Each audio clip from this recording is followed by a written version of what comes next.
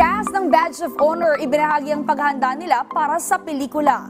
Sa naganap na press conference sa premiere night ng pelikulang Badge of Honor nito lamang Lunes, August 14, ibinahagi ng main cast na present sa premiere na sina Alfred Vargas at Jeric Raval ang ilan sa kanilang paghahanda, pati na rin iba pang mahalagang impormasyon tungkol sa pelikula.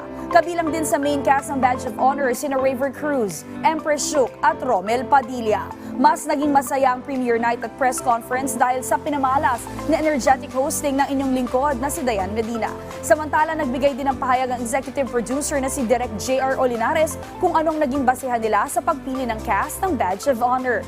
Ang Badge of Honor ay base sa totoong storya ng 5 police officers na sina Chief Inspector Rolando Ramos, SPO2 Conrad Baldemor, PO2 Jomiel Javier, Senior Superintendent David Aragon at Senior Inspector Melinda Malyari.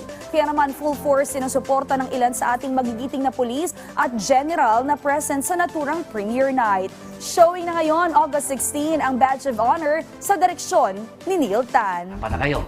Mga totoong mga pulis yung talagang pinanggalingan ng kaalaman natin. Tapos nag-training din ako. Swerte ako kasi meron na akong training sa SWAT before pa. Kasi nga gumagawa na ako ng mga cop movies before. Tapos dito naman nagamit ko ulit yung training ko doon. Plus bago naman mag-shooting, nag-practice pa rin ako para bumalik yung muscle memory. Hindi naman to puro parang hard action movie. Hindi naman to ganun. Dito ina-highlight natin kung ano ang buhay ng isang pulis.